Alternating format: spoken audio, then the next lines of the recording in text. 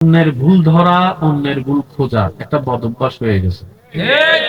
কেউ কখনো স্বপ্ন এটা লালন করে বড় হয়েছেন যে আমি বড় হয়ে মুসিও মুখ? কারো স্বপ্ন আছে? কিন্তু আপনার বাজারে দেখেন একটা হলো মুসি আছে, বড় হয়ে ড্রেন পরিষ্কারকারী হবে। দেখছেন? সবার কাছে আমার অনুরোধ থাকবে, যতক্ষণ আল্লাহ তাআলা আমাকে বলার সুযোগ দিবেন এই সময়টা সবাই একটু মনের কান দিয়ে শোনার চেষ্টা করবেন। ইনশাআল্লাহ শুনি নেই। গ্রহণ করবেন কি করবেন না কোনো কথা সেটা আপনার বিবেকের কাঠগড়ায় ছেড়ে দিলাম, তবে অনুরোধ রাখবো নিরপেক্ষ বিচারক হয়ে বিবেচনা করে দেখবেন। সঠিক মনে লাগলে গ্রহণ করে নিবেন, ভুল মনে হয়ে গেলে বাদ দিবেন, কোনো সমস্যা নাই। তৃতীয় নম্বর অনুরোধ, আমাকে একটু আওয়াজ দিয়ে সহযোগিতা করতে হবে। যারা যারা করতে রাজি আছে একবার বলি মারহাবা। আরেকটু ইমানি গর্জন দিয়ে বলি মারহাবা। আমি আস্তে আস্তে আপনাদের এই ভাই, আপনাদের এই এলাকার সন্তান যারা এই মাহফিল কমিটিদের খেদমতে আছেন, ওনাদের মুখে শুনছিলাম মসজিদের কথা। কোন দিকে সেই মসজিদ? এই এই এই জায়গায় না? আচ্ছা, আচ্ছা। এই মসজিদটা একদম নতুন হচ্ছে নাকি পুরাতন মসজিদ? নতুন। আচ্ছা, নতুন মসজিদ না একদম। আচ্ছা, শুধু সাতটা দেওয়া হয়েছে। আচ্ছা, ঠিক আছে। মসজিদের মাঠ। আলহামদুলিল্লাহ। বলি না তো, মসজিদ যেহেতু শব্দ চলে আসছে, আমরা আগে কিছু কথা শোনার এবং জানার দরকার আছে। আমাদের সবসময় অন্যের ভুল ধরা, অন্যের ভুল খোঁজা একটা বদ অভ্যাস হয়ে গেছে। এই বদ অভ্যাসে এমন আক্রান্ত হয়েছি, শেষ পর্যন্ত স্বামী স্ত্রীর ভুল খুঁজতে থাকে, ভুল ধরতে থাকে, স্ত্রী স্বামীর ভুল ধরতে থাকে, ভুল খুঁজতে থাকে, শেষ পর্যন্ত সোনার সংসারটা আগুনের সংসার হয়ে যায়। আর একটু জোরে বলেন ঠিক কিনা? ইসলাম কঠিন নয়, ইসলাম সহজ। বলেন তো ইসলাম কি? কারণ ইসলামের পুরা ডিজাইনটাই করেছেন রব্বুল আলামিন। আর আল্লাহ তাআলার একটা বিধান, এটা আজীবন মাথায় রাখবেন, যে যতটুক আলগাতে পারে আল্লাহ তাকে ততটুক পরীক্ষা করেন। একদম নীরব, একদম আওয়াজ ছাড়া, প্লিজ একটু মনোযোগ। যে যতটুক আলগাতে পারে, এখানে কম বেশি সবারই ঋণ আছে না নাই? কর্জ নাই? কর্জ কার কত? 1,000, 2,000, 5,000, 10,000, 20,000, 30,000, 50,000, 60,000, 1 লাখ, 1.5 লাখ, 2 লাখ। 5 কোটি টাকা কর্জ কার আছে? কিন্তু বড় বড় কোম্পানির মালিকের কর্জ শুরু হয় 10 কোটি থেকে, 20 কোটি থেকে, 30 কোটি থেকে। যে যে লেভেলের, সে সেই লেভেল। লা নুকাল্লিফ, আল্লাহ বান্দার কষ্ট হয় এমন কোনো কিছু বান্দার উপর চাপিয়ে দেয় না। এটা সুনিশ্চিত সবসময় মাথা এবং মনে রাখবেন। সেজন্য জীবন চলার পথে যার জীবনে যেমনই কষ্ট, মুসিবত, পরীক্ষা আসুক না কেন, আপনি সেই মুসিবত দেখার সাথে সাথে নিজেকে একটা কথা বলবেন, এই মুসিবতের মোকাবেলা করার ক্ষমতা আমার আল্লাহ আমাকে দিয়েই পাঠিয়েছেন। চিৎকার দিয়ে বলেন সুবহানাল্লাহ। আমার এইটাকে ভয় পাওয়ার দরকার? বলেন, আমার এইটাকে ভয় পাওয়ার দরকার? ভাইয়া মনোযোগ আছে আপনাদের? আসলে কষ্ট হচ্ছে আপনাদের। আমি কিন্তু বেশিক্ষণ ডিস্টার্ব করবো না, একদম অল্প সময় ইনশাআল্লাহ। একবার বলি মারহাবা, আরো যারা বলেন মারহাবা। যার যতটুক আলগাতে পারে লোন তার তত। আচ্ছা, আপনার আমার যদি ব্যবসায় 10 কোটি টাকা একসাথে লস হইতো,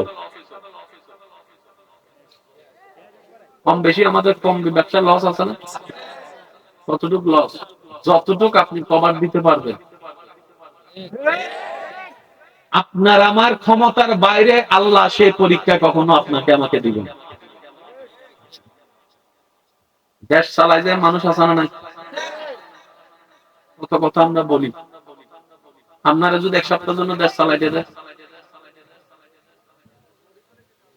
তখন আপনি বলবেন বউ চালাইতে পারি না। বুঝাতে পারছি কথা আপনাদেরকে? সবাই কি শিক্ষক হয়? সবাই পাইলট হয়? সবাই ড্রাইভার হয়? কে কি? এই পৃথিবীর ভারসাম্য রক্ষা করার জন্য যতগুলা সেক্টরে যা দরকার আল্লাহ বান্দার অন্তরে সেই জিনিসটার নিয়ামত দান করে দিয়েছেন। সুবহানাল্লাহ।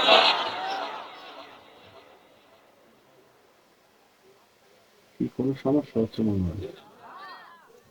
একদম একদম নীরবতা। যাদের যাওয়ার চলে যেতে পারবেন, কারণ জোর করে আর যাই হোক প্রেম হয় না। প্রেম যদি না হয় দিল লাগে না, দিল যদি না লাগে কানেকশন লাগে না, কানেকশন যদি না লাগে আওয়াজ কখনো সেখান পর্যন্ত পৌঁছাবে। এবার আসেন, ছোটবেলার থেকে কেউ কখনো স্বপ্ন এটা লালন করে বড় হয়েছেন যে আমি বড় হয়ে মুসিও মুখ? কারো স্বপ্ন আছে? কিন্তু আপনার বাজারে দেখেন একটা হলো মুসি আছে। তারা যাই জিজ্ঞেস করেন এতগুলো কাজ থাকতে ছোটবেলা থেকে মুসি হতে চাইছিস? না তো মুসি হয়েছিস কেন? কেমনে কেমনে কেমনে কেমনে ড্রেন পরিষ্কার করার মানুষ আমার ভাইয়ের আসারা নাই? ছোটবেলা থেকে গিয়ে স্বপ্ন দেখছেন আমি বড় হয়ে ড্রেন পরিষ্কার করব। দেখছেন এই ড্রেন পরিষ্কার করে আপনি করতে গেলে এটা তো গন্ধের কাজ, দুর্গন্ধের কাজ, এটা অসহ্যজনক কাজ। এই পৃথিবী এই কথাটা বুঝতে হবে সবার। এই পৃথিবী টিকে থাকার জন্য যে যে সেক্টরে কাজের মানুষের দরকার, আল্লাহ কিছু কিছু মানুষের অন্তরে সে কাজের প্রেম ঢুকাই দিয়েছেন এবং সে কাজের প্রতি ভালোবাসা সৃষ্টি করে দিয়েছেন। এবার বলেন মাহফিলের জন্য প্যান্ডেলের দরকার আছে না নাই? প্যান্ডেলের জন্য প্যান্ডেল ওয়ালার দরকার আছে না নাই? মাইকের দরকার আছে না নাই? মাইক ওয়ালার দরকার আছে না নাই? মাইক ওয়ালার দরকার আছে না নাই? কে কোনটা নিয়েছে? যে এই মাহফিলটা হওয়ার জন্য যার যেটা দরকার ছিল আল্লাহ আগে থেকে সেই মানুষের অন্তরে সেটা। এবার বলেন দুনিয়া কি আসলে আপনি আমি চালাই না আল্লাহ চালাই? আওয়াজ আর একটু জোরে করে দেন। যেখানে চালানেওয়ালা আল্লাহ সেখানে তো বান্দার সৃষ্টির টেনশনের কোনো দরকার। এটার নাম তাওয়াক্কুল। আমাদের পিছিয়ে যাওয়ার অন্যতম একটা কারণ আমাদের তাওয়াক্কুল লেভেল একটু বলে না, আমাদের তাওয়াক্কুল লেভেলের নিচে নেমে গেছে। তাওয়াক্কুল লেভেল বাড়াই ফেলতে পারলে আতরের ভিতর আপনার জন্য রাস্তা হবে, এটাই সুনিশ্চিত। এত তাওয়াক্কুলের কঠিন কথা তো আমরা বুঝতে পারবো না, মনে রাখতে পারবো না। শর্টকাটে এতটুকুই বলি, যা নিজে আমল করতে পারবো আপনাদের আমল করতে সহজ হবে। এত কিছু জানি না, এত কিছু বুঝি না, এত রাস্তা দেখি না, এত কানে শুনি না, যাই হোক আমার আল্লাহ আছে। আমি আবার শুনি নাই, আরো জোরে বলেন। সবাই বলেন তো আমার আল্লাহ, বলেন আমার আল্লাহ।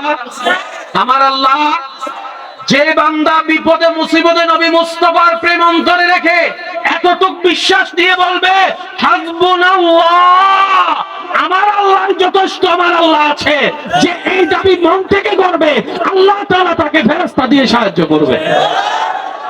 ওয়াদাকার জোরে বলেন এই ওয়াদাকার। অনেক প্রবাসী ভাই এখানে বসে আছেন কিংবা মাইকের আবার শুনছেন ভিসা চলে আসছে, টিকিট কাটার টাকা সে 5-10 বছর বিদেশ করে আবার চলে আসছে। জিজ্ঞেস করেন ভাই শুনছিলাম যে টিকিটের টাকা ছিল না, গেলি কেমনে? কেমনে কেমনে জানি ব্যবস্থা হয়েছে। সব বলে যে কেমনে কেমনে না, আমি মালিক আছি তো। না সুবহানাল্লাহ করা যায় এখন? আর একটু আস্তে করে এখন। বলে যে আমি মালিক আছি তো, আমি দেখি, আমি শুনি, আমি জানি, আমি দিতে পারি।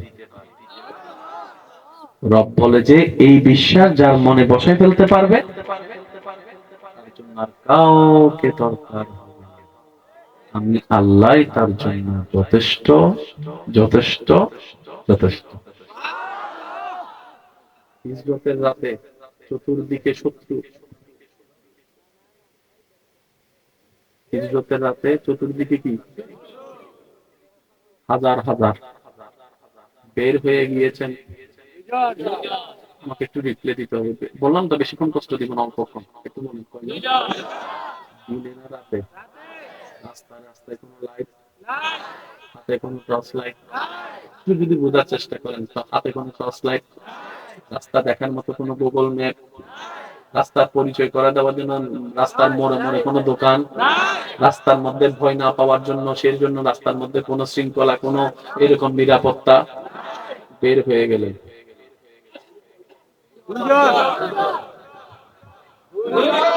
এমন রাস্তায় বের হয়েছেন যেখানে বর্তমানে মক্কা থেকে মদিনায় যেতে বাসে লাগে প্রায় 6 ঘন্টা, গাড়িতে লাগে প্রায় 6 ঘন্টা 5 ঘন্টা। তৎকালীন সময়ে দুইজন বের হয়ে গেছে, গুগল ম্যাপ নাই, টর্চ লাইট নাই, খাবার পানি থেকে আবু বকর সিদ্দিক রাদিয়াল্লাহু তাআলা সন্ধ্যার পর হলে, রাত্রেবেলা হলে দরজার সাথে, মেইন দরজার সাথে পিঠটা লাগিয়ে কিছুক্ষণ তন্দ্রা যেতেন, কিছুক্ষণ চোখ খুলতেন, কিছুক্ষণ তন্দ্রা যেতেন, কিছুক্ষণ চোখ খুলতেন। সুবহানাল্লাহ। ঘরওয়ালা বলে আসেন না বিছানায় শুতে, বলে যে বলা যাবে না, কারণ আমি বিছানায় শুতে পারবো না, বিছানায় শুতে পারবো না। সেই ক্ষণ এক রাতে চলে আসলো সিদ্দিকে আকবরকে আল্লাহর হাবিব নবী, আপনার আমার প্রিয় নবী রাহমাতুল্লিল আলামিন ঘরের বাহির থেকে আস্তে করে আওয়াজ দিয়ে নাম দিয়ে ডাকতে দেরি, ভিতর থেকে উত্তর আসে লাব্বাইক ইয়া রাসূলুল্লাহ। সাথে সাথে দরজা খুললেন সিদ্দিক আকবর। নবী বলে, সিদ্দিক ঘুমাও নাই? আমরা ঘুমাইতে ঘুমাইতে কয়টা বাজে? 10টা। সারা রাত ভর ফেসবুক শরীফ, কথা কয় না, ইউটিউব কাকারে দেখতে দেখতে, ফেসবুক কাকারে দেখতে দেখতে এরা 2টা 3টা এমনি বাজে যায়। কিন্তু আপনার জানা মতে এমনও কিছু গ্রাম আছে মাগরিবের পর হলেই, এটা আজকের অভ্যাস না, সেটা তখনকার অভ্যাস।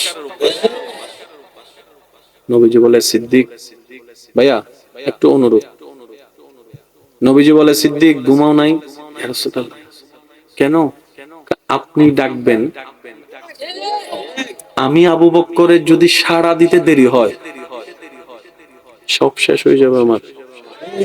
লা তারফাউ আসওয়াতাকুম ফাওকা সাউতিন নবী, যেখানে আপনার আওয়াজের ব্যাপারে আল্লাহর এত কড়া নির্দেশ, আমি আবু বকরের জন্য যদি আপনার জীবন থেকে 2টা সেকেন্ড অপচয় হয় আমি হাজিরা দিতে, এটা আমি আবু বকর সিদ্দিকের জন্য বেয়াদবির শামিল হয়ে যাবে, বেয়াদবির শামিল হয়ে যাবে। ইয়া রাসূলুল্লাহ, যেই দিন থেকে আপনি বলেছেন সেই দিন থেকে আর মন পড়ে আমি ঘুমাই নাই। হয়তো সেই দিন উত্তর দিচ্ছে এখন ঘুমাবো না, কবরে গিয়ে আপনার সাথে ঘুমাবো। সিদ্দিক আকবর প্রস্তুত, এবার বের হয়ে গেলেন। এবার আমি আপনাদের কাছে প্রশ্ন করবো, আপনার উত্তর দেন।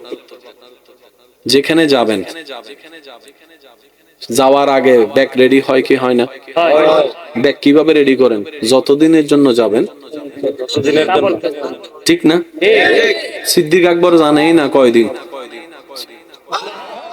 সব বাদ দেন, একটা কাপড় চেঞ্জ করার তো বিষয় আছে।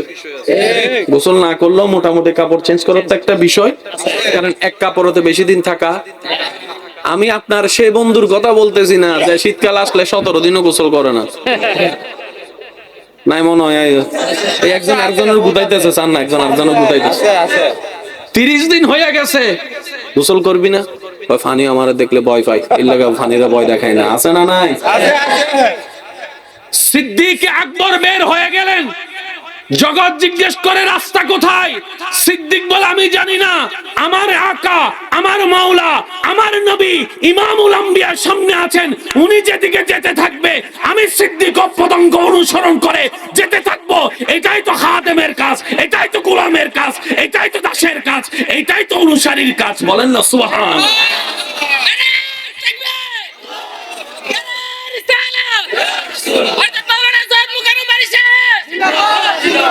উচ্চ আওয়াজ একবার বলেন মারহাবা। যাচ্ছেন তো যাচ্ছেন, যাচ্ছেন তো যাচ্ছেন। এবার আবু বকর সিদ্দিক কয়জন হলো? 2জন, নবীজি আর সিদ্দিক আকবর। যদি আপনাদের শোনার আগ্রহ থাকে, বুঝার আগ্রহ থাকে, তাহলে আমি বলতে চাই 2-1টা কথা। অনুমতি আছে? একজনকে সাথে নিচ্ছে সিদ্দিক আকবর, আরেকজনকে নিজের বিছানায় শোয়াই আসছেন মাওলা আলী। কিয়ামত পর্যন্ত এই 2জন থেকে সিলসিলা জারি। সুবহানাল্লাহ। আল্লাহ এবং রাসূলের প্রত্যেকটা কাজে গবেষণা আছে। রব কাউকে দিয়ে পরীক্ষা করেন, আবার কারো থেকে নিয়ে পরীক্ষা করেন। সেজন্য যাদের আছে ওনাদের খুশি হওয়ার সুযোগ নেই যে আল্লাহ আমাকে ভালোবাসে বলে অডেল দিয়েছে। না না না না, আল্লাহ কাউকে দিয়েও পরীক্ষা করেন, আল্লাহ কারো থেকে নিয়েও পরীক্ষা করেন। কথা বলেন ঠিক কি না? আর একটু জোরে বলেন ঠিক কিনা? আল্লাহ আমাদের সবাইকে একটু বুঝার তৌফিক দান করুক, আল্লাহর নিয়ামত নেওয়ার তৌফিক দান করুক, আল্লাহর প্রিয় বান্দা হয়ে কবরে যাওয়ার তৌফিক দান করুক। বলেন আমিন। কয়জন?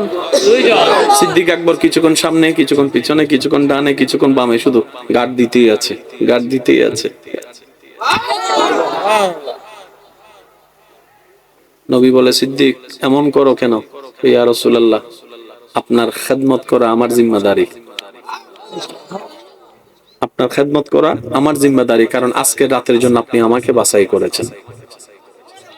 সেই রাতে নবী একটা কথা বলেছিলেন, সিদ্দিক টেনশন করার দরকার নাই, আছে একজন,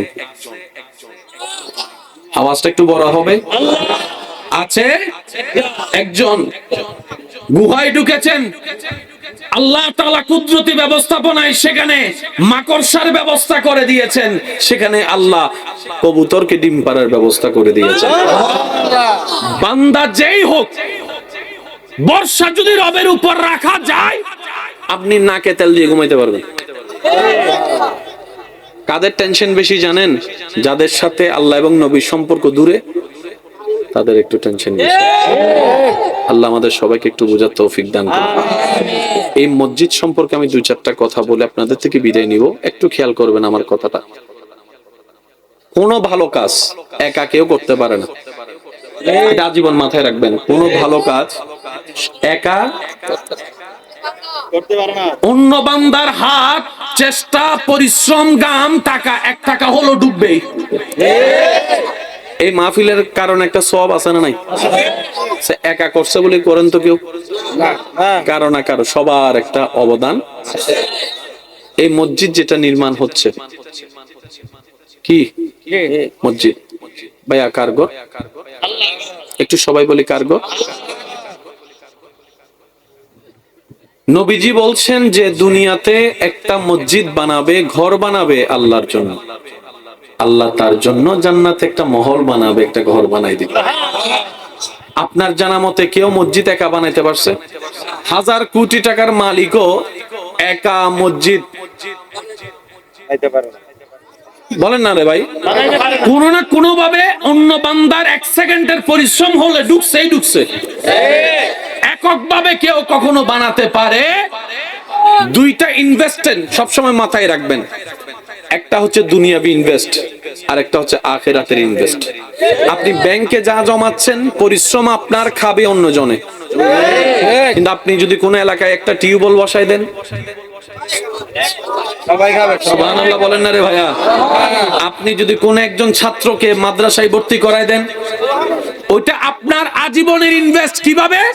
ওই ছাত্র যতজনকে পড়াবে, ওই পড়নেওয়ালা যতজনকে পড়াবে, প্রত্যেকটা নেকির সওয়াব আপনি যেখানেই থাকেন না কেন কবরে পৌঁছায় যাবে, হাসরে পৌঁছাবে।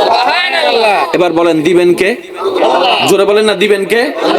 এই মসজিদ নির্মাণের মধ্যে আমাদের সবার একটা ভালোবাসা, সহযোগিতার দরকার আছে না নাই? এই মসজিদটা আলহামদুলিল্লাহ প্রায় সাত কি হয়ে গেছে না রয়েছে? হয়ে গেছে। এখন এই মসজিদ কি আমার, আপনার, না সবার? এই মসজিদের দায়িত্ব সবার আছে। আমি এগুলা করতে জানি না, এটাকে কেউ কালেকশন মনে করবেন না। আমি বলবো মসজিদে আমরা সবাই সেবা করব। মসজিদ আমরা কি করব? কারণ মসজিদটা কার? আর আমরা কার বান্দা? আল্লাহর বান্দা হিসেবে এই মসজিদে আমাদের সবার একটা সহযোগিতার দরকার। আমি কাউকে হাতও তুলতে বলবো না, দিতেও বলবো না, যাদের ইচ্ছা আল্লাহকে খুশি করার জন্য। তবে শর্ত হচ্ছে একটা, হারাম দেওয়া যাবে না। সুদের দোয়াও চাই, মাফও চাই। ঘুষের দোয়াও চাই, মাফও চাই। আপনাকে দানবীর বলবে সেজন্য আপনি দিয়ে দিবেন, ভাই দরকার নেই। দরকার হলে 10 বছরে মিলে হোক, দরকার হলে একটা একটা ঈদ দিয়ে হোক। তবে এতটুকু মনে রাখবেন, আপনারা দিলেও হবে, আপনারা না দিলেও হবে। আমার মুরব্বীরা হয়তো আমার সাথে একমত হবে, এমন এমন জায়গা আছে যেখানে রাত্রে সবাই খালি মাঠ দেখছে, সকালে উঠে সেখানে গায়েবী মসজিদ উঠে গেছে। এরকম হাজার হাজার জায়গা আছে না নাই? আল্লাহ চেয়েছেন, বান্দা লাগে নাই, গায়েবী ভাবে।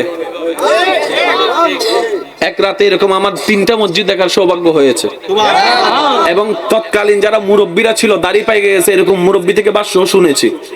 উনি বলতেছে আমরা এই জায়গায় খেলছি আসরের সময়, রাত্রে ঘুমায় ফজর আইসা দেখি। এবার আবার এই কথাটা কারো কাছে খেলনা মনে হতে পারে, কিন্তু মুমিনদের কাছে সেটা খেলনা। এবার আওয়াজ দিয়ে বলেন, আল্লাহ চাইলে পারে কি পারে না? আর একটু ইমানে গর্জন দিয়ে বলেন, আল্লাহ চাইলে পারে কি পারে না? এবার এই মসজিদের জন্য আমি মুখে বলবো না, আমার পক্ষ থেকে একটা হাদিয়া আমি পৌঁছাই দেব। এটা আমার দায়িত্ব, এটা আল্লাহর ঘরের খেদমতে আমি আমাকে নিয়োজিত করছি। আপনাদের কারো যদি ইচ্ছা থাকে আল্লাহকে খুশি করার জন্য, কে কি দিবেন নিজের সামর্থ্য অনুযায়ী বলতে পারেন। 5,000 উসমান ভাই। এখানে কিন্তু মারহাবা চলবে না, না